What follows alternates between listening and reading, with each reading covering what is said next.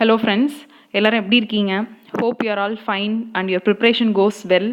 So நிறைய பேர் வந்து எக்ஸாம்ஸ் வந்து அட்டன் பண்ணியிருப்போம் அண்ட் நானும் exam preparation and few personal இஷ்யூஸ்னால என்னால் வந்து எடிட்டோரியல்ஸ் கண்டினியூஸாக அப்லோட் பண்ண முடியல. ஸோ ஆஃப்டர் 2-3 மந்த்ஸ்க்கு பிறகு நான் திருப்பி அப்லோட் பண்ணலான்னு இருக்கேன். நிறைய பேர் எடிட்டோரியல்ஸ் வந்து கேட்டிருக்கீங்க. ஸோ என்ன என்னுடைய பிளான் அப்படின்னா for UPSC and also TNPSC அதுதான் நம்மளுடைய target exams. And so next இயரோட எக்ஸாம்ஸ்க்கு வந்து டில் மார்ச் வரை எடிட்டோரியல்ஸ் வந்து பார்க்கலாம். ஸோ அதை வந்து அப்லோட் பண்ணலான்றது தான் என்னுடைய plan. Both from prelims as well as mains point of வியூவில் எடிட்டோரியல்ஸ் வந்து கான்சன்ட்ரேட் பண்ணுங்கிறது தான் பிளான்.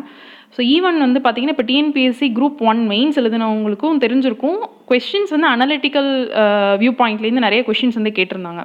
ஸோ நமக்கு வந்து editorial reading is a must.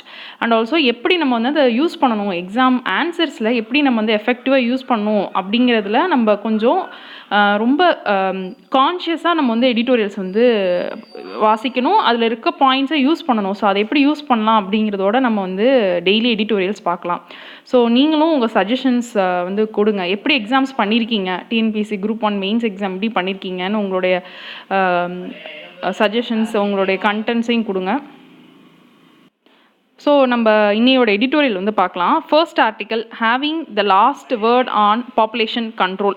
So இது வந்து பார்த்தீங்கன்னா GS3 Indian economy and issues relating to planning and mobilisation of resources. So அதில் வந்து கேட்கலாம் கொஷின் வந்து நமக்கு வந்து இந்த link between the poverty, education and population, health இதை வச்சு கொஷின் கேட்கலாம்.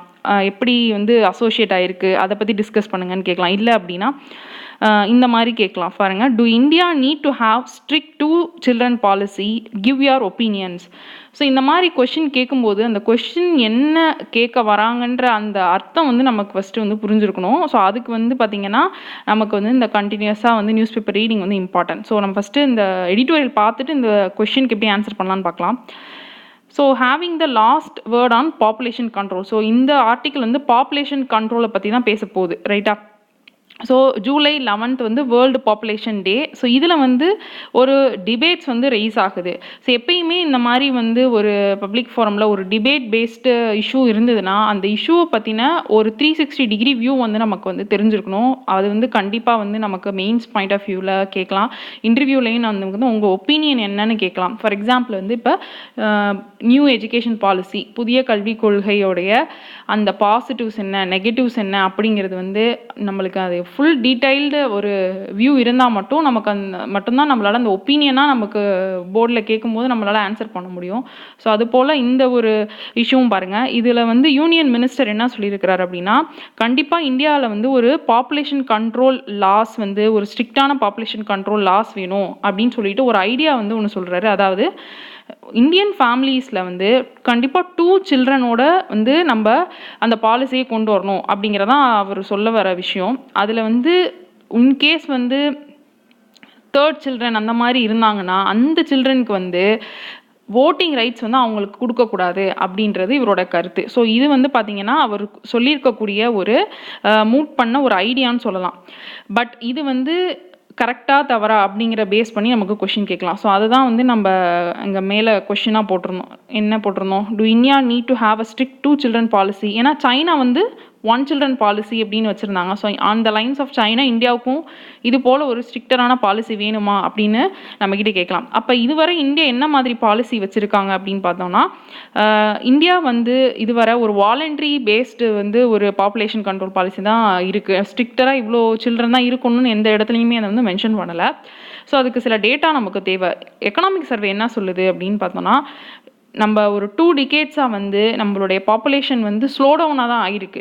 பாப்புலர் நோஷன்னு ஒன்று இருக்கும், இந்தியாவோட பாப்புலேஷன் அதிகமாகுது அதனால் நிறைய பிரச்சனைகள் இருக்குது. பாப்புலேஷன் தான் ஒரு பேசிக் problem for all other issues in the Indian economy அப்படிங்கிற ஒரு தாட் வந்து எல்லாருக்குமே இருக்குது. அது ஒரு பக்கம் இருந்தாலும் கடந்த ஒரு 2 டிகேடாக வந்து ஸ்லோ டவுன் இன் பாப்புலேஷனும் இருக்குது. ஸோ அதுக்கு வந்து நமக்கு சப்போர்ட் பண்ணுற டேட்டா வந்து எக்கனாமிக் சர்வேயில் வந்து இருக்குதுன்னு சொல்கிறாங்க. Even in some states, southern states எஸ்பெஷலாக கேரளா, தமிழ்நாடு இது போல் ஸ்டேட்ஸில் வந்து 2030க்குள்ளே வந்து இந்த பாப்புலேஷன் வந்து ஒரு ஸ்டேபிள் பொசிஷனுக்கு வந்துடும். அதே போல் ஏஜிங் பாப்புலேஷன் அதிகமாகிடும்ன்ற ஒரு கான்செப்டும் சொல்கிறாங்க. ஸோ இதனால் என்னென்னா 2 டிவைட் ஆகும். நார்தர்ன் ஸ்டேட்ஸில் வந்து பாப்புலேஷன் வந்து இன்னும் இன்க்ரீஸ் ஆகிட்டே வரும், ஆனால் சதர்ன் ஸ்டேட்ஸ் வந்து ஸ்டெபிலைஸ் ஆகும் அப்படிங்கிறதும் இந்த எக்கனாமிக் சர்வேயில் சொல்லியிருக்காங்க. அதே போல் ஃபெர்டிலிட்டி ரேட்டுன்னு ஒரு விஷயமும் பேசியிருக்காங்க பாருங்கள். ஃபெர்டிலிட்டி ரேட் அப்படிங்கிறப்ப எவ்வளோ வந்து அந்த விமன் வந்து அவங்க லைஃப் டைமில் பர்த் வந்து எவ்வளோ கொடுக்குறாங்க. இப்போ 2 அப்படின்னா 2 சில்ட்ரன் அவங்களுடைய அந்த ஃபெர்டிலிட்டி ரேட் அப்படின்னு அர்த்தம். ஸோ இது வந்து டேட்டா இது போல் வந்து ஃபெர்டிலிட்டி ரேட் வந்து கம்மியாகுது, பாப்புலேஷனும் ஓரளவுக்கு குறைஞ்சிட்டு தான் வருது. அது பாப்புலேஷன் குறையல, ரேட் ஆஃப் பாப்புலேஷன் க்ரோத் வந்து குறையுது அப்படிங்கிற ஒரு பக்கம் இருந்தாலும் இந்த மாதிரி தாட்ஸ் அண்ட் ஐடியா சொல்கிறாங்க இல்லையா, 2 சில்ட்ரன் தான் கண்டிப்பாக இருக்கணும், இந்த மாதிரி தாட்ஸ் வந்து it will degenerate into a deep class or religious கான்ஃப்ளிக்ட்னு சொல்லியிருக்காரு பாருங்க. அப்போ மைனாரிட்டிஸையும் புவர் அவங்க தான் வந்து அதிகமாக அளவில் கம்பேர்ட் டு தி அப்பர் கிளாஸை விட இவங்ககிட்ட தான் வந்து பாப்புலேஷன் அதிகமாக இருக்குது. அப்போ அவங்கள வந்து இன்டெரக்டாக வந்து அட்டாக் பண்ணுறதுக்கோ டார்கெட் பண்ணுறதுக்கோ இந்த மாதிரி பாலிசிஸ் வந்து ஹெல்ப் பண்ணிடக்கூடாதுன்னு சொல்லியிருக்கிறாங்க. ஸோ நான் ஆல்ரெடி சொன்ன மாதிரி இந்தியாவோடைய இந்த பாப்புலேஷன் கண்ட்ரோல் பாலிசி இதுவரை வந்து பார்த்தோன்னா ஒரு பாலிசி ஆஃப் சாய்ஸ், அதாவது அந்த குடும்பங்கள் அவங்க வந்து வாலண்டியராக தான் வந்து அந்த பாப்புலேஷன் கண்ட்ரோல் மெஷர்ஸை வந்து இம்ப்ளிமெண்ட் பண்ணிக்கணும். ஸோ ஃபேமிலி 3rd சைல்டு வேணுமா வேணாமா அப்படிங்கிறது அவங்களோட பேசிக் ரைட் அப்படிங்கிறாங்க. So NPP national population policy 2000, so அதுவும் வந்து இதே விஷயத்தை தான் பேசியிருக்கு. Voluntary and informed choice and consent அப்படிங்கிறதான். So target free approach. But இதில் ஒரு எக்ஸப்ஷன் இருக்குது. என்னென்னா நமக்கு தெரியும் எமர்ஜென்சி டைமில் வந்து கோயர்ஷன் கட்டாயப்படுத்தி ஃபேமிலி பிளானிங் வந்து நடந்திருக்கு. பட் அது வந்து ஒரு எக்ஸப்ஷன். ஸோ அது வந்து தவறான ஒரு பாலிசி. அதுலேருந்து வந்து இந்தியா வந்து நிறைய விஷயங்களை கற்றுக்குச்சு, இந்த மாதிரி கோயர்ஷன் பண்ணக்கூடாது அப்படின்னு சொல்லி. ஸோ இதை வந்து இன்னொரு ஒரு கீவேர்ட்ஸ் இதில் நல்லா பார்க்க வேண்டியது பார்த்திங்கன்னா இந்த ரீப்ரொடக்டிவ் ரைட்டுங்கிற வார்த்தை, அவங்களோட பேசிக் ரைட்ஸ். அதே போல் இதுக்கு சொல்யூஷன் வந்து ஒரு லைஃப் சைக்கிள் ஃப்ரேம் ஒர்க் அப்படின்னு சொல்கிறாங்க. ஸோ இந்த சொல்யூஷன் நம்ம நிறைய விஷயங்களுக்கு எழுதலாம், ஹெல்த்துக்கு எழுதலாம். லைஃப் சைக்கிள் அப்படிங்கிறப்ப என்னென்னா ஒரு சில்ட்ரன் ஃபார்ம் ஆகிறதுக்கு முன்னாடி அந்த விமனுக்கு வந்து ஹெல்த் கொடுக்கணும். அதன் பிறகு வந்து அந்த ஃபீட்டஸ் ஃபார்ம் ஆன பிறகு அவங்களுக்கு வந்து அந்த லைஃப் சைக்கிள் அப்ரோச்சில் அவங்களுக்கு எந்தளவுக்கு நியூட்ரிஷன் கொடுக்கணும், time of conception, adolescent stage, இதை தான் வந்து டார்கெட் பண்ணும்போது இதுதான் லைஃப் சைக்கிள் அப்ரோச் அப்படின்னு சொல்கிறாங்க. அதே போல் நம்ம ஃபஸ்ட்டு கொஷின் கேட்டிருந்தோம் இல்லையா, poverty, population and health, education, இதுக்குள்ளே அந்த லிங்க் என்ன அப்படின்னா இது வந்து க்ரூஷியல் கனெக்ஷன் இருக்குது. ஸோ நிறைய டேட்டா என்ன சொல்லுது அப்படின்னா அந்த ஒரு ஃபேமிலியோ அந்த விமனோ வந்து எஜுகேஷன் அதிகமாக இருந்ததுன்னா அவங்களுடைய ஃபெர்டிலிட்டி ரேட் கம்மியாக இருக்குது, அதே போல் பாவர்ட்டி கம்மியாக இருக்குது. So there is a link between all these factors அப்படிங்கிறாங்க. ஸோ டேட்டா வந்து நம்ம பார்க்கணும். அண்ட் லோயஸ்ட் வெல்த் உள்ளவங்களுடைய ஃபெர்டிலிட்டி ரேட் வந்து கம்பேரிட்டிவாக பார்த்தீங்கன்னா 3.2 children versus 1.5 children moving from the wealthiest to the poorest. அதாவது ஏழை அந்த லோயஸ்ட் வெல்த் இருக்கிறவங்க நார்மல் ஆவரேஜாக இருக்கிறவங்கள விடையோ இல்லை ஹையஸ்ட் வெல்த் இருக்கிறவங்களோட கம்பேர் பண்ணும்போது ஃபெர்டிலிட்டி ரேட் அதிகமாக இருக்கும். 1.6 மோர் சில்ட்ரன் அவங்களுக்கு இருக்குது. இந்த டேட்டா வந்து national family health survey. So எப்பயுமே வந்து இந்த ஹெல்த் ரிலேட்டட் டேட்டா எழுதும்போது இந்த NFHS டேட்டா வந்து நம்ம கோட் பண்ணோம்னா நமக்கு வந்து அடிஷ்னலான வந்து வேல்யூ ஆடட் பாயிண்ட்டாக இருக்கும். So there is a cycle of poverty. So இந்த வார்த்தையை நம்ம வந்து பாவர்ட்டிக்கு யூஸ் பண்ணிக்கலாம், ஹெல்த்துக்கு யூஸ் பண்ணிக்கலாம். இந்த சைக்கிள் ஆஃப் பாவர்ட்டி இல்லை விஷியஸ் சைக்கிள் அப்படிங்கிற டேர்ம் வந்து ஒரு keyword. And states with highest population growth இருக்கிறவங்க போராக இருக்கிறாங்க. அண்ட் ஆல்சோ அந்த lowest per capita availability of hospital beds. So உங்களுக்கு வந்து புவராக இருக்கிற ஸ்டேட்டில் அதிக பாப்புலேஷன் இருக்குது, அதே போல் அங்கே இருக்கக்கூடிய மெடிக்கல் ஃபெசிலிட்டிஸ் வந்து கம்மியாக இருக்குது. ஸோ ரீஜனல் டிவைட் இல்லைனா வந்து டிவிஷன் பிட்வீன் தி ஸ்டேட்ஸ் இருக்குது அப்படிங்கிறதுக்கு நீங்கள் சப்ஸ்டான்ஷியேட் பண்ணணும் ஆன்சர் அப்படின்னா இந்த பாயிண்ட்ஸை நம்ம வந்து யூஸ் பண்ணிக்கலாம். ஸோ இது போல் நம்ம இருக்கக்கூடிய பாயிண்ட்ஸ் எந்தெந்த கொஷினுக்கு எப்படி யூஸ் பண்ணணும் அப்படிங்கிறதும் நம்மளுடைய அந்த எடிட்டோரியல்லேருந்து நம்ம வந்து அதை எடுத்துக்கிட்டே வரணும். ஸோ இந்த ஆர்டிக்கிளை பொறுத்தவரை நான் ஆல்ரெடி சொன்ன மாதிரி எமர்ஜென்சி வந்து ஒரு ஸ்கார் ஆஃப் த பாஸ்ட்னு சொல்லியிருக்கிறாங்க. அதாவது அது ஒரு எக்ஸப்ஷன் தான். ஸோ கவர்மெண்ட் இப்போ என்ன யூஸ் பண்ணுது அப்படின்னா ஃபோர்ஸ் பண்ண கிடையாது, எதுவுமே வந்து ஃபோர்ஸ்டு ஸ்டெரிலைசேஷன் கிடையாது. எமர்ஜென்சி டைமில் மென் அதிகமாக கான்சன்ட்ரேட் பண்ணப்பட்டாங்க. இப்போ வந்து full and full women and child orient health ப்ரோக்ராமாக வந்து ஃபேமிலி பிளானிங் ப்ரோக்ராம்ஸ் வந்து மாறிடுச்சுன்னு சொல்லி பேசியிருக்காங்க. ஸோ இந்த ஆர்டிக்கிளுக்கு வந்து நமக்கு முக்கியம். இதில் இருக்கக்கூடிய அந்த கீவேர்ட்ஸ் வந்து பார்த்துக்கோங்க. So cycle of poverty, and இந்த டேட்டாவெல்லாம் பார்த்துக்கோங்க. Next article shifting strategic concern. So இதுவும் வந்து பார்த்தோம்னா GS2 important article. India and Pakistan equation in the Asia எப்படி வந்து மாறும், இந்தியா என்ன ஸ்டெப்ஸ் எடுக்கணும். ஸோ இது வந்து ட்ரம்ப் வந்து காஷ்மீரில் நான் மீடியேட் பண்ணுறேன், இந்தியா வந்து எங்களை கேட்டுக்குச்சு இந்த காஷ்மீர் இஷ்யூக்கு மீடியேட் பண்ண அப்படின்னு ஒரு ஸ்பீச் சொல்லியிருப்பார் இல்லையா. ஸோ அது வந்து ஒரு டிபேட்டுக்கு ரைஸ் ஆனிச்சு. நான் ஆல்ரெடி சொன்ன மாதிரி ஒரு டிபேட்டுக்குள்ள விஷயத்தையும் நம்ம ஃபுல் அண்ட் ஃபுல் நம்ம தெரிஞ்சு வச்சுக்கணும். இந்தியாவுக்கு என்ன வந்து வே அஹெட் இன் திஸ் ஜங்ஷர் அப்படின்ற மாதிரி கொஷின் வந்து கேட்கலாம். ஸோ இது ஃபுல்லாகவே அந்த பேக்ரவுண்ட் பற்றி பேசியிருக்காங்க. நமக்கு தேவையான இந்தியா என்ன செய்யணும் அப்படிங்கிற சொல்யூஷனும் இருக்குது. ஸோ பேக்ரவுண்ட் பற்றி எல்லாருக்குமே நமக்கு ஓரளவுக்கு ஐடியா இருக்கும். பட் நம்ம இந்த கீவேர்ட்ஸை கரெக்டாக யூஸ் பண்ணணும், அதுதான் வந்து முக்கியம். ஸோ இதில் நம்ம பார்க்கலாம். இந்தியாவோடைய இந்த மீடியேஷன் பண்ணுறேன் அப்படின்னு சொல்லி ட்ரம்ப் சொன்னதுக்கு இந்தியாவுக்கு என்னென்ன இம்ப்ளிகேஷன்ஸ்னு கேட்கலாம். அப்போ நம்மளுடைய இந்த இன்ட்ரெஸ்ட் அஃபெக்ட் ஆகும் அப்படின்னு ஒரு பெரிய சென்டென்ஸ் எழுதாமல் டெரிட்டோரியல் இன்டெகிரிட்டி அப்படிங்கிற வார்த்தையை எழுதலாம். ஸோ நமக்குன்ற அந்த பார்டர் இஷ்யூஸை வந்து இந்தியா வந்து தன்னிச்சையாக முடிவெடுக்கணும். அதில் வேறு யாரும் வந்து இன்டர்மீடியேட் பண்ண வேண்டிய அவசியம் இல்லை. ஸோ அதுக்கான வார்த்தை வந்து டெரிட்டோரியல் இன்டெகிரிட்டி. ஸோ நெக்ஸ்ட் வந்து பார்த்தோம்னா ஜியோ பொலிட்டிக்கல் டைனமிக் அப்படின்ற ஒரு கீவேர்டும் இருக்குது. ஸோ ஜியோ பொலிட்டிக்கல் டைனமிக்ங்கிறப்ப இதில் எல்லா அந்த இன்டர்நேஷ்னல் ஆக்டர்ஸ் வந்து எப்படி வந்து எவால்வ் ஆகுறாங்க, ஸோ அதுக்கான அந்த வார்த்தை. அதில் வந்து யூஎஸ் அண்ட் சைனாவுடைய ரெனவுடு பேட்டர்ன்ஸ் இருக்குது. ஸோ இதுக்கு முன்னாடி ஒரு 2 decades முன்னாடி இல்லாத ஒரு இன்ட்ரெஸ்ட் வந்து ஆன் பாகிஸ்தான் யூஎஸ் அண்ட் சைனாவுடைய இன்ட்ரெஸ்ட் அதிகமாக இருக்குது. Because of their own personal இன்ட்ரெஸ்ட்னு சொல்லலாம். பிகாஸ் யூஎஸை பொறுத்தவரை அந்த ஆப்கானிஸ்தான்லேருந்து அவங்க வந்து ரிட்ரீட் பண்ணுறாங்க, ஆர்மியை வெளியில் எடுத்துகிட்டு போகிறாங்க இல்லையா. ஸோ அதனால் வந்து அங்கே வந்து பாகிஸ்தானுடைய சப்போர்ட் வந்து அவங்களுக்கு தேவைப்படுது. அதே போல் சைனாவை பொறுத்தவரை நமக்கு தெரியும், China Pakistan economic corridor and other regional அவங்களுக்கு தேவையான அந்த இன்ட்ரெஸ்ட் ஃபேக்டர்ஸ் அங்கே இருக்குது. இங்கே அதுக்கு வார்த்தைகள் வந்து நல்லா யூஸ் பண்ணியிருந்தாங்க. இங்கே பாருங்கள், இன்சூரன்ஸ் கார்டுன்னு சொல்லியிருக்காங்க. Pakistan army is an insurance card for the யூஎஸ்ன்னு சொல்லியிருக்காங்க. ஸோ இந்த வார்த்தை பார்த்துக்கோங்க. And also for containing Iran கண்டெய்ன்மெண்ட்டுக்கும் தேவைப்படுது பாகிஸ்தான். சைனாவை பொறுத்தவரை belt and road initiative, continental industrial and energy corridor. So energy projects, infrastructure projects அப்படின்ற வார்த்தை யூஸ் பண்ணாமல் அதுக்கு பதிலாக நம்ம வந்து இந்த வார்த்தைகள் continental industrial and energy corridors இந்த வார்த்தை யூஸ் பண்ணலாம். ஸோ அவங்களுடைய சொந்த இன்ட்ரெஸ்ட்டுக்காக பாகிஸ்தான் தேவைப்படுது. பட் இந்தியாவும் சைனாவும் மாறி மாறி தாங்க தான் இந்த ஜியோ பொலிட்டிக்கல் சினாரியோவில் அட்வான்டேஜியஸாக இருக்கிறோம், தாங்க தான் ஒரு ஸ்டெப் அஹெடாக இருக்கிறோன்னு ரெண்டு கவர்மெண்ட்டுமே வந்து நினைக்கிறாங்க. அதுக்கு அவங்களுக்குரிய ரீசன்ஸ் வந்து இருக்குது. பட் ரியாலிட்டியை நம்ம வந்து அண்டர்ஸ்டாண்ட் பண்ணிக்கணும். பாகிஸ்தானுடைய இம்பார்ட்டன்ஸ் வந்து அந்தந்த நேஷன்ஸ், அதாவது லைக் யூஎஸ் அண்ட் சைனா வந்து இன்னும் பாகிஸ்தானுக்கு இம்பார்ட்டன்ஸ் கொடுக்குறாங்கன்றத நம்ம அண்டர்ஸ்டாண்ட் பண்ணிவிட்டு we have to be proactive in our policies. அதுதான் வந்து சொல்யூஷனாக இருக்க முடியும். ஸோ நம்ம என்ன செய்யணும்னு பார்த்தீங்கன்னா, blocking the flow of cross border terror. So நமக்கு தெரியும் terrorism, cross border terrorism attacks அதிகமாக இருக்குது, அதை நம்ம வந்து ஸ்டாப் பண்ணணும்.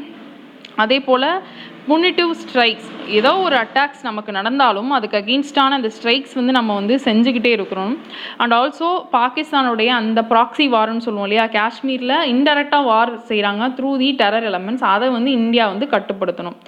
ஸோ இதெல்லாமே வந்து ஒரு தேர்ட் பார்ட்டியாக வந்து ஒரு மீடியேஷனாக வந்து ட்ரம்ப் வந்து வரேன்னு சொன்னாலும் இந்தியாவுக்கு இருக்கக்கூடிய சில பிரச்சனைகள் இருக்குது. நம்ம வந்து டெரிட்டோரியல் இன்டெகிரிட்டிக்கு இம்பார்ட்டன்ஸ் கொடுக்கணும். அந்த வார்த்தையை வந்து யூஸ் பண்ணி நம்ம வந்து சொல்யூஷனாக வந்து எழுதலாம். அதே போல் இந்த ஆர்டிக்கல் வந்து ரிப்பீட் ஆகும், ட்ரம்ப்போடைய மீடியேஷன், அதை நம்ம வந்து பார்க்கலாம். ஸோ அதுக்கு வந்து வேறு சில பாயிண்ட்ஸ் என்னன்னு பார்த்தோன்னா, இந்தியாவோட policy on the India Pakistan bilateral issues, இந்த பவுண்ட்ரி டிஸ்பியூட்டாக இருக்கட்டும், அது எல்லாமே வந்து நம்ம 2 பேரும் சேர்ந்து பைலேட்ரல் ஒரு சொல்யூஷன் தான் கொடுக்கணுமே தவிர தேர்ட் பார்ட்டியை நம்ம யாரும் அலோவ் பண்ணுறது இல்லைன்றது தான் இந்தியாவுடைய பாலிசியாக இது நாள் வரை இருக்குது. So no third party, only dealing the issue பைலேட்டரலிங்கிறதா இந்தியாவோட ஸ்டாண்டு. ஸோ அதையும் நம்ம யூஸ் பண்ணிக்கலாம். Okay, next article undermining RTI. So இது இம்பார்ட்டன்ட், GS2 கவர்னன்ஸ் டாபிக். இதுவும் நமக்கு தெரிஞ்சிருக்கும். ஆர்டிஐ ஆக்டில் சில அமெண்ட்மெண்ட்ஸை கவர்மெண்ட் எடுத்துகிட்டு வருது. ஸோ அது வந்து கிரிட்டிக்கலி அனலைஸ்ன்னு கேட்கலாம். ஸோ ஆர்டிஐ ஆக்ட் என்ன, right to information act. So இது வந்து எல்லா இன்ஃபர்மேஷனும் ஒரு டிரான்ஸ்பரன்சிக்காக கவர்மெண்ட் சைட்லேருந்து வந்து இருக்கக்கூடிய sectors and also the government officers அவங்க ப்ரொவைட் பண்ணணும். எய்தர் வந்து சில இன்ஃபர்மேஷனை வந்து அவங்க ஓப்பன் பிளாட்ஃபார்மில் ஓனாகவே வந்து வைக்கணும், இல்லை நம்ம இன்கேஸ் நம்ம ஆர்டிஐ அப்ளை பண்ணோம் அப்படின்னா அந்த இன்ஃபர்மேஷனை ப்ரொவைட் பண்ணணும். இதில் முக்கியமான அந்த ஆஃபீஸர்ஸ் வந்து chief information officer and state லெவல்லையும் இருக்காங்க, சென்ட்ரல் லெவல்லையும் இருக்கிறாங்க. ஸோ இதில் என்ன அமெண்ட்மெண்ட் வந்து கவர்மெண்ட் எடுத்துகிட்டு வருது அப்படின்னு பார்க்கணும். 2 அமெண்ட்மெண்ட் முக்கியமாக. ஃபர்ஸ்ட் ஒன், இந்த ஒரிஜினல் லாவில் இருக்கக்கூடிய இந்த இன்ஃபர்மேஷன் கமிஷன் இருப்பாங்க இல்லையா, சிஐசி சீஃப் இன்ஃபர்மேஷன் கமிஷனர், அவருடைய ஃபிக்ஸடு டேர்ம் வந்து பார்த்தோன்னா 5 இயர் டேர்மாக இருக்குது. அதே போல் ரிட்டையர்மெண்ட் ஏஜ் வந்து 65, either 5 year term or 65 age attain பண்ணுற வரை அவங்க அந்த ஆஃபீஸில் இருப்பாங்க. இதை வந்து மாற்றுறாங்க. சென்டர் என்ன சொல்லுதுன்னா, அதாவது இந்த அமெண்ட்மெண்ட் மூலமாக சென்டர் வந்து அதை டிசைட் பண்ணிக்கலாம், அந்த டென்யூரை அவங்க டிசைட் பண்ணிக்கலாம் அப்படிங்கிறது. ஸோ இது ஒரு சேஞ்ச். பட் இது வந்து நமக்கு டைரெக்டாக தெரியுது சென்டருடைய இம்பார்ட்டன்ஸ். அதாவது அவங்களுடைய விருப்பத்துக்கு ஏற்ப மாற்றினாங்க அப்படின்னா அந்த ஆஃபீஸ் சிஐசியோட ஆஃபீஸோடைய செக்யூரிட்டி ஆஃப் டென்யூர், இந்த வார்த்தை தான் முக்கியம், செக்யூரிட்டி ஆஃப் டென்யூர் வந்து அஃபெக்ட் ஆகுது. ரைட்டா? ஸோ அண்டர்மைன் பண்ணப்படுது. செகண்ட் சேஞ்ச் அந்த அமெண்ட்மெண்ட் என்னன்னு பார்த்தோன்னா, salary and terms and conditions of service of சிஐசி, இது வந்து செகண்ட் அமெண்ட்மெண்ட். இது வந்து ஆல்ரெடி இருக்கக்கூடிய ஒரிஜினல் வேர்ஷனில் equivalent to chief election commissioner. So chief election கமிஷனருங்கிறது ஒரு இம்பார்ட்டன்ட் கான்ஸ்டிடியூஷன் அத்தாரிட்டி. ரைட்டா? அவங்களோட ஈக்குவல் பண்ணி ஆல்ரெடி இருக்கக்கூடிய ஸ்டேட்டஸ் இருக்குது. பட் இதையும் வந்து கவர்மெண்ட் இப்போ அமெண்ட் பண்ணாங்கன்னா அண்டர்மைன் பண்ணிவிடுவாங்க. இதுக்கு என்ன ஆர்கியூமெண்ட் வைக்கிறாங்க அப்படின்னு பார்த்தோன்னா, நாங்கள் வந்து ரேஷனலைஸ் பண்ணுறோம், பிகாஸ் சிஐசிங்கிறது வந்து ஒரு ஸ்டாட்யூட்ரி அத்தாரிட்டி தான், எலெக்ஷன் கமிஷனிங் அத்தாரிட்டி அளவுக்கு வந்து அதுக்கு வந்து இம்பார்ட்டன்ஸ் கிடையாது. ஸோ இன்னொரு ஆர்கியூமெண்ட் என்ன சொல்கிறாங்கன்னா, சிஐசியோட ஆர்டர் வந்து ஹைகோர்ட்டில் கூட ஜுடிஷியல் ரிவ்யூக்கு சப்ஜெக்ட் ஆகும். பட் ஸோ அதனாலையும் நாங்கள் வந்து என்ன பண்ணுறோன்னா, இது ரேஷனலைஸ் பண்ணுறதுக்காக இந்த ஸ்டெப்ஸ்லாம் எடுத்துகிட்டு வரோம் அப்படிங்கிறாங்க. பட் இந்த ஆர்கியூமெண்ட் வந்து கரெக்டாக அப்படின்னு கேட்டால் தவறுன்னு சொல்லி இந்த ஆர்டிக்கல் எழுதியிருக்கிறாரு. This is a fallacious argument, because even chief election commissioner or சிஇசிஸ் அந்த டெசிஷன்ஸ் கூட ஹைகோர்ட்ஸில் ரிவ்யூ பண்ணப்படும். ஈவன் சொல்லப்போனால் எந்த ஒரு ஆர்டர், எந்த ஒரு அமெண்ட்மெண்ட், எனி டெசிஷன் நமக்கு வந்து ஜுடிஷரி வந்து ரிவ்யூ பண்ணும் அப்படின்றது தான் உண்மை. கரெக்டாக அப்படின்னு சொல்லி கோர்ட்டோடைய ஸ்டாண்ட் இருக்கும்போது இந்த ஆர்கியூமெண்ட்டை வச்சு இந்த சிஐசியோடைய பவர்ஸை அண்டர்மைன் பண்ணுறது வந்து தவறு. இந்த பாயிண்ட்டை தான் நம்ம வந்து ஆர்டியோட அமெண்ட்மெண்ட் வந்து கரெக்டாக தப்பான்னு கேட்டால் நம்ம சொல்ல வேண்டிய ஆர்கியூமெண்ட். சப்போஸ் அவங்க வந்து கிரிட்டிசிசம் பண்ண சொல்லி கேட்டால் கூட இந்த மாதிரி சென்டருடைய நோஷன் என்னன்னு சொல்லி அதுக்கு கவுண்டர் ஆர்கியூமெண்ட் பண்ணி இது எழுதணும். இது வந்து ஒரு பர்ஃபெக்ட் ஆர்டிக்கல் நம்மளுடைய ஆன்சருக்கு. ஸோ என்ன செய்யணும் அப்படின்னு பார்த்தோன்னா, to do what to do அப்படிங்கிறப்ப சொல்யூஷன் வந்து இந்த ஒரு பில்லை வந்து டேரெக்டாக பாஸ் பண்ணாமல் அது ஒரு பார்லிமெண்ட்ரி கமிட்டிக்கு வந்து கொடுத்து அனலைஸ் பண்ணி அதன் பிறகு வந்து முடிவெடுக்கணும்னு சொல்கிறாங்க. இந்த ஒரு சொல்யூஷன் வந்து எந்த ஒரு பில் எடுத்துகிட்டு வந்தாலுமே நம்ம வந்து அதுக்கு சொல்யூஷனாக சொல்லலாம். இன்கேஸ் இப்போ அதுக்கு வந்து கமிட்டி ஃபார்ம் பண்ணாமல் இருந்தாங்க அப்படின்னா, அதே போல் பப்ளிக்கோட ஒப்பீனியன் வந்து கேட்கணும். இதெல்லாம் காமன் பாயிண்ட்ஸ். ஸோ இது இம்பார்ட்டன்ட் ஆர்டிக்கல், பார்த்துக்கோங்க. நெக்ஸ்ட் ஆர்டிக்கல், மேக்கிங் சென்னை அ வாட்டர் வைஸ் சிட்டி. இது வந்து GS1 ப்ராப்ளம்ஸ் ஆஃப் அர்பனைசேஷன். எனக்கு தெரிஞ்சு இந்த கொஷின் வாட்டர் இஷ்யூ, ஃப்ளட்டு, இதெல்லாம் வந்து ஒரு கொஷின் வந்து இயர் வைஸ் ஒன்று வந்துடுது. ஸோ இது கண்டிப்பாக வரத்துக்கு வாய்ப்பு இருக்குது. பிகாஸ் சென்னையோட வாட்டர் ஸ்கேர்சிட்டி இந்த வருஷம் அதிகமாக பேசப்பட்ட இஷ்யூ. நமக்கு தெரிஞ்சதான் பேசியிருக்கார். என்ன சொல்கிறாரு அப்படின்னா, இந்த வாட்டர் க்ரைசிஸ்க்கு சொல்யூஷன்ஸ் வந்து என்னெல்லாம் கொடுக்கலாம், கவர்மெண்ட் என்னெல்லாம் எடுத்திருக்கு அண்ட் இன்னோவேட்டிவாக என்ன கொடுக்கணும், இதே வந்து கொஷினாகவும் நம்ம கேட்கலாம். ரைட்டா? அப்போ நார்மல் சொல்யூஷன்ஸுங்கிறப்ப நமக்கு தெரிஞ்ச விஷயந்தான், நம்மளுடைய வாட்டர் பாடிஸ் வந்து தூர்வாரணும், அதன் பிறகு வந்து நிறைய ரிவர் இன்டர்லிங்கிங், சீ வாட்டரை போர்ட்டபிள் வாட்டராக, ட்ரிங்கிங் வாட்டராக மாற்றுறது. அதன் பிறகு வந்து இப்போ வந்து சென்னையில் வந்து என்ன ஒரு சொல்யூஷன் எடுக்கிறாங்கன்னா, ஸ்டோன் குவாரிஸ், அதுலேருந்து இருக்கக்கூடிய வாட்டரை வந்து யூஸ் பண்ணிக்கலான்னு ஒரு சொல்யூஷன் எடுத்திருக்காங்க. ரிவர் வாட்டர் ஹார்வெஸ்டிங், இதெல்லாம் வந்து எக்ஸிஸ்டிங் நம்ம சொல்லக்கூடிய சொல்யூஷன்ஸ். பட் இதில் நிறைய பிரச்சனைகள் இருக்குது அப்படிங்கிறாங்க. So already 2 water supply scheme வந்து கவர்மெண்ட் கொண்டு வந்திருக்கு. Telugu Ganga project and new Veeranam project இருக்குது. 2 இம்பார்ட்டன்ட் இன்டர்ஸ்டேட் ரிவர்ஸ், கிருஷ்ணா காவேரியை பொறுத்து இதுலேருந்து இருக்கக்கூடிய வாட்டரை வந்து சென்னைக்கு வந்து எடுத்துகிட்டு வருது. ரைட்டா? பட் இதில் ரெண்டுமே வந்து எஃபெக்டிவாக இது நாள் வரை இம்ப்ளிமெண்ட் பண்ண முடியல. பிகாஸ் ஒன்று வந்து அந்த அதர் ஸ்டேட்டோடைய அந்த பாலிசியை டிபெண்ட் பண்ணியிருக்கு. அவங்க வந்து அந்த வாட்டரை வந்து கொடுத்தா தான் இங்கே கிடைக்குங்கிறது. இன்னொன்று வந்து மான்சூன் டிபெண்டன்சி, மான்சூன் ஃபெயிலியர் ஆனால் நமக்கு வந்து கிடைக்காது. ஸோ இது வந்து ஒரு ஸ்டேபிளான ஒரு சொல்யூஷன் கிடையாதுன்னு சொல்லியிருக்காங்க. ஆல்சோ வந்து இந்த காஸ்ட் இன்வால்வ்ட் இன் தி சில்ட், நம்ம வந்து சில்ட்டை ரிமூவ் பண்ணணும்னு சொல்கிறோம், அதை டிரான்ஸ்போர்ட் பண்ணுறதுக்கு, ஒரு இடத்துல போய் டிஸ்போஸ் பண்ணுறதுக்கு எந்த ஒரு பாலிசியுமே நம்மக்கிட்ட இல்லை. ஸோ ஒரு சில்ட் பாலிசியும் டீசில்டேஷன் பாலிசியும் நமக்கு வேணும். ரிவர் வாட்டர் ஹார்வெஸ்டிங்கும் ஒன் ஃபிட் சொல்யூஷன் கிடையாது. ஸோ அதுவும் வந்து சொல்லியிருக்காங்க. பட் இவர் என்ன சொல்யூஷன் சொல்கிறாருன்னா, வேஸ்ட் வாட்டர் ரீசைக்கிள் பண்ணுறது ஒரு பெஸ்ட் சொல்யூஷன் அப்படின்னு சொல்லியிருக்காரு. இதுக்கு வந்து முக்கியமாக சிவில் சொசைட்டி அவங்க வந்து கை கொடுக்கணும். மாடல் வந்து பார்த்தோன்னா இந்த சீவேஜ் ட்ரீட்மெண்ட் பிளான்ஸ் வந்து சில ஐடி பார்க்ஸ் அண்ட் ஆல்சோ சில அப்பார்ட்மெண்ட்ஸில் யூஸ் பண்ணுறாங்க. அதாவது அவங்க யூஸ் பண்ணுற அதே வாட்டரை, வேஸ்ட் வாட்டரை ட்ரீட் பண்ணி ஃபார் நான் ட்ரிங்கிங் பர்பஸ்க்கு ஃப்ளஷ் ஆஃப் டாய்லெட்ஸ் இது போல் யூஸ் பண்ணுறாங்க. இது ஒரு நல்ல மாடல், இதை இம்ப்ளிமெண்ட் பண்ணணும்னு பேசியிருக்காரு. ஸோ இவர் சொல்ல வர விஷயம் என்னென்னா, ஆல்ரெடி இருக்கக்கூடிய சில சொல்யூஷன்ஸ் ஓகே, பட் இன்னோவேட்டிவாக இந்த மாதிரியான சொல்யூஷன்ஸ் வேணும்னு சொல்கிறாரு. அதுக்கு ஒரு டேட்டாவும் கொடுக்குறாரு. பிகாஸ் நம்ம வந்து இதுவரை ப்ரொடியூஸ் பண்ணுற அந்த சென்னையிலேருந்து ப்ரொடியூஸ் ஆகிற அந்த வேஸ்ட் வாட்டர் வந்து 37.5% மட்டும்தான் வந்து ட்ரீட் பண்ணப்படுது. ஸோ நமக்கு வந்து அதுக்கான பொட்டன்ஷியல் இருக்குது, ட்ரீட் பண்ணி இந்த மாதிரி நான் ட்ரிங்கிங் பர்பஸ்க்கு நம்ம யூஸ் பண்ணிக்கலாம்னு சொல்கிறாரு. அதே போல் 2030 நம்மளுடைய எஸ்டிஜி கோல் படி இந்த ரீட்ரீட்மெண்ட் இருக்கு இல்லையா, அந்த வாட்டரை வந்து half the proportion of untreated waste water நான் சொன்ன போல் 30% தான் ட்ரீட் பண்ணுறாங்க, அதை வந்து 50% வரை கொண்டு வரணுங்கிறது தான் அதோட எய்மாக இருக்குது. ஸோ அதுக்காகவும் நம்ம இந்த ஸ்டெப்ஸை வந்து எடுக்கணும் அப்படின்னு சொல்லியிருக்காங்க. ஸோ இந்த ஆர்டிக்கல் பார்த்துக்கோங்க. Next article contentious remedies for a clear structural malady. இது வந்து நியூ எஜுகேஷன் பாலிசியையும் ஹெல்த்தையும் லிங்க் பண்ணியிருக்காங்க, ஹெல்த் கேரையும். கொஷின் வந்து இந்த area government policies and interventions for development in various sectors and issues arising out of their design and implementation. Because இது வந்து கவர்மெண்ட்டோட பாலிசி தான் நியூ எஜுகேஷன் பாலிசி. அதில் இருக்கக்கூடிய இஷ்யூ என்ன, நீங்கள் என்ன சொல்யூஷன் சொல்கிறீங்க, இவ்வளோ தான் கேட்க முடியும். ஸோ நியூ எஜுகேஷன் பாலிசியையும் ஹெல்த் செக்டாரையும் லிங்க் பண்ணி கொஷின் கேட்கலாம். அதுக்கான பாயிண்ட்ஸ் அந்த ஆர்டிக்கல் இருக்குது. இவர் என்ன சொல்கிறாருன்னா, இந்த நியூ எஜுகேஷன் பாலிசியில் வந்து முரண்பாடுகள் இருக்குது அப்படின்னு சொல்லியிருக்காரு. Particularly health sector. பிகாஸ் இந்தியான்னு இல்லை, எந்த ஒரு நாடுமே வந்து ஹெல்த் செக்டார் அப்படிங்கிறப்ப அதோட அல்டிமேட் எய்ம் என்ன, பப்ளிக்கில் இருக்கக்கூடிய ஹெல்த் சர்வீசஸ் வந்து பப்ளிக்கு வந்து எஃபெக்டிவாக கொடுக்கணும், நாட்டுடைய அந்த ஒர்க் ஃபோர்ஸ் வந்து ஹெல்த்தியாக இருக்கணும், மக்களுக்கு வந்து ஒரு எஃபிஷியண்ட்டான ஹெல்த் சிஸ்டமை கொடுக்கணும், அவ்வளோதான்.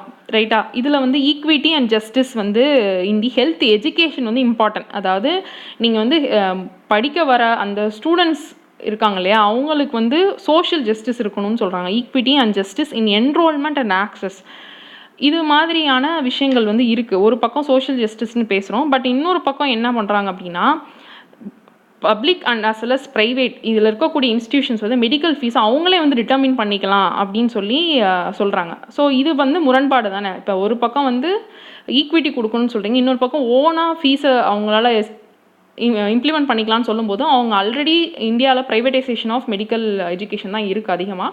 அப்போ ஓனாக டிசைட் பண்ணும்போது இன்னும் அதிகமாகும். அப்போ எப்படி வந்து ஈக்விட்டி வந்து கொண்டு வர முடியும் அப்படிங்கிறது இதே வந்து ஸ்டேட்மெண்ட்டாக கொடுத்து நமக்கு வந்து கொஸ்டினே வந்து கேட்கலாம். பட் இதுக்கு கவர்மெண்ட் என்ன சொல்யூஷன் சொல்லுது அப்படின்னா, இந்த பாலிசியை பொறுத்தவரை ஆல் ப்ரைவேட் இன்ஸ்டிடியூஷன் வந்து நாட் ஃபார் ப்ராஃபிட்டாக இயங்கணும்னு சொல்கிறாங்க. ஸோ இது வந்து அவங்களுடைய ஒரு விருப்பமாக இருக்குது. பட் உண்மையாக ப்ராக்டிக்கலாக இம்ப்ளிமெண்ட் பண்ண முடியுமா அப்படிங்கிறதான் கொஷின் மார்க். எப்போ வந்து இந்த ப்ரைவேட்டைசேஷன் அதிகமாகுதோ இந்த இன்ஸ்டிடியூஷன்ஸில், அது எல்லாமே வந்து ஒரு பிளாக் மணி எக்கனாமிக்கு வந்து டிரைவராக வந்து செயல்படுது. பட் கவர்மெண்ட் வந்து சொல்யூஷன் என்ன சொல்லுதுன்னா, ஒரு நம்பிக்கை இருக்குது, நாட் ஃபார் ப்ராஃபிட்டாக இயங்கணும், அதை வந்து ஒரு ரெகுலேட்டரி கமிஷனை வச்சு, ஒரு ரெகுலேட்டரி பாடி வச்சு அதை வந்து நாங்கள் ரெகுலேட் பண்ணிக்குவோம் அப்படிங்கிற ஒரு லாங் டேர்ம் ஒரு ஐடியாவை தான் இருக்கே ஒழிய ப்ராக்டிக்கல் சொல்யூஷனாக கிடையாது. அதே போல் சஜஷன் வந்து ஸ்காலர்ஷிப் கொடுக்குறோம், ஏன்னா ஈக்விட்டின்னு ஒரு வார்த்தை முன்னாடியே சொல்லிடுச்சு இல்லையா, கவர்மெண்ட் ஈக்விட்டி கொடுக்கணும், அதுக்கு வந்து ஸ்காலர்ஷிப். பட் இது வந்து இம்ப்ளிமெண்ட் பண்ண முடியுமா அப்படிங்கிறதான் கொஸ்டின். இவரும் அதே தான் சொல்லியிருக்கிறார். கன்ஃபியூஷன் இருக்குது. பிகாஸ் ஒரு பக்கம் நீங்கள் பாருங்கள், நேஷ்னல் ஹெல்த் பாலிசி வந்து நம்ம இன்சூரன்ஸ் கவரேஜ் கொடுக்கணும் எல்லாருக்கும் அப்படின்னு சொல்கிறோம். இங்கேயும் நம்ம வந்து ஈக்விட்டி பற்றி பேசுகிறோம். இன்னொன்று வந்து இப்போ நியூ எஜுகேஷன் பாலிசிலையும் நம்ம வந்து ஸ்டூடெண்ட்ஸ்க்கு வந்து enrolment and access to medical education, இங்கேயும் வந்து ஈக்விட்டி பற்றி பேசுகிறோம். பட் அதர் ஹேண்ட் பார்த்திங்கன்னா ப்ரைவேட்டைசேஷனுக்கு இன்டெரக்டாக வந்து கவர்மெண்ட் அது என்ன பண்ணுதுன்னா பூஸ்ட் பண்ணுது. செகண்ட் பாயிண்ட் பாருங்கள், நேஷ்னல் மெடிக்கல் கமிஷன் பில் இருக்குது. ஸோ இதுலேயும் என்ன சொல்கிறாங்கன்னா 50% ஆஃப் சீட்ஸ் வந்து மெடிக்கல் காலேஜஸில் வந்து ஃபீஸை வந்து ரெகுலேட் பண்ணணும் அப்படின்னு கவர்மெண்ட் சொல்லியிருக்கு. பட் ரிமைனிங் வந்து பார்த்தோன்னா ரெகுலேட் பண்ணாது, அந்த கேப் வந்து வைக்காது. இங்கேயும் வந்து பிரச்சனை தான். அதே போல் இந்த எக்ஸாம்ஸை வச்சு ஒரு பெரிய டிபேட் இருக்கு இல்லையா, நேஷ்னல்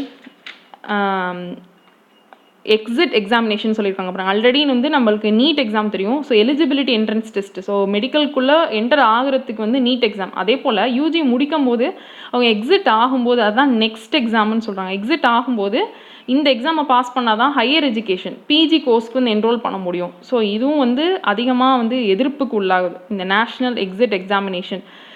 இது வந்து கரெக்டாக அப்படின்னு கேட்டால் வந்து இந்த ஒரு 5 இயர்ஸோ ஏதோ இந்த ஸ்டூடெண்ட்ஸ் படித்த பிறகு இந்த ஒரு எக்ஸாமில் பாஸ் பண்ணால் மட்டும்தான் வந்து அவங்களால ஹையர் எஜுகேஷன் ஆக்சசிபிலிட்டி இருக்குன்னா அதுவும் வந்து ஒரு தவறான ஒரு பாலிசின்னு சொல்கிறாங்க. வேறு கிரிட்டிசிசம் பார்த்திங்கன்னா higher level of centralisation. So இந்தியாவை பொறுத்தவரை நம்ம டீசென்ட்ரலைசேஷனுங்கிறதான் ஒரு பாலிசியாக ரொம்ப நாள் இருந்துச்சு. எந்த ஒரு விஷயமா இருந்தாலும் டீசென்ட்ரலைசேஷன் பண்ணணும், அப்போ தான் வந்து பவர்ஸை வந்து கீழே உள்ள பாடிஸ் வர நம்ம எடுத்துகிட்டு போக முடியும்னு சொல்கிறது. பட் இங்கே வந்து பார்த்திங்கன்னா இப்போ ப்ரெசன்ட் கவர்மெண்ட்டோடைய ஆக்டிவிட்டீஸ் நிறைய வந்து டுவர்ட்ஸ் சென்ட்ரலைசேஷன். ஸோ அப்ஜெக்டிவ்ஸை வந்து general objectives, autonomy and adaptation, இந்த அப்ஜெக்டிவ்க்கு கான்ட்ரடிக்ட் பண்ணுது. இந்த நேஷ்னல் மெடிக்கல் கமிஷன் அப்படின்னு ஒரு எஸ்டாப்ளிஷ் பண்ண போகிறதா வந்து சொல்கிறாங்க. அதுலேயும் வந்து டாக்குமெண்ட் வந்து என்ன சொல்லுதுன்னா ரெகுலேஷன் இந்த மாதிரி சில ஆக்டிவிட்டீஸ் லிஸ்ட் பண்ணுறாங்க. இது எல்லாமே தனித்தனியாக செப்பரேட் பண்ணணும்னு தான் கவர்மெண்ட்டோட aim. For example regulation, funding, accreditation, இதெல்லாம் ஸ்டாண்டர்ட் செட்டிங். ஆனால் இந்த நேஷ்னல் மெடிக்கல் கமிஷனுங்கிறத செட் பண்ணிட்டீங்கன்னா இந்த ஃபங்க்ஷன்ஸ் எல்லாமே அதுக்கு கீழே வரும். அப்போ நீங்கள் முரண்படுறீங்க இல்லையா? ஸோ அதுதான் அவர் கொஷின் பண்ணுறாரு. ஸோ போஸ்ட் கிராஜுவேட் டிகிரி அந்த கொஷின் மார்க் இருக்குது. பிஜி டிகிரியை பொறுத்தவரை இப்போ இருக்கக்கூடிய ஒரு ஸ்டாண்டர்டில் வந்து அதிகமாக வந்து சம்பாதிக்கிறதுக்கும் ஒரு வயாவாக தான் அது செயல்பாடு இருக்குது. பிஜி டிகிரி முடித்தா அந்த மாதிரி அர்பன் இருக்கக்கூடிய டிமாண்டை வந்து மீட் பண்ணுவாங்க. அங்கே இருக்கக்கூடிய அந்த ஒரு ஆக்சசிபிலிட்டி, யார் வந்து அர்பனில் வந்து பார்த்திங்கன்னா அதிக தேவை இருக்குது, அங்கே வந்து பணம் வந்து அவங்களால கொடுக்க முடியும். ஸோ அதை வந்து நிவர்த்தி பண்ணுறதுக்கு இந்த பிஜி கோர்சஸ் படித்தவங்க ஸ்பெஷலிஸ்ட் வந்து அதிகமாக இருக்காங்க. பட் ரூரலில் வந்து அதிக தேவை இருக்குது, நிஜமான வந்து அந்த தேவை இருக்குது. அங்கே ஒர்க் பண்ணுறதுக்கு ரெடியாக இருக்கிறாங்களா அப்படிங்கிறது ஒரு கொஸ்டின் மார்க். ஸோ அதை தான் இவர் சொல்லியிருக்கார். How useful it is for the society is questionable. So நம்ம வந்து இந்த எல்லா விஷயங்களையுமே வந்து இணைச்சு பார்க்கணும். இந்த பாலிசிஸ், இதில் நம்ம என்னென்ன பாலிசிஸ் பார்த்தோம், நேஷ்னல் மெடிக்கல் கமிஷன் பில் இருக்குது, அதே போல் நேஷ்னல் நேஷ்னல் எஜுகேஷன் பாலிசி இருக்குது. இது எல்லாத்துக்குமே ஒரு லிங்க் இருக்குது.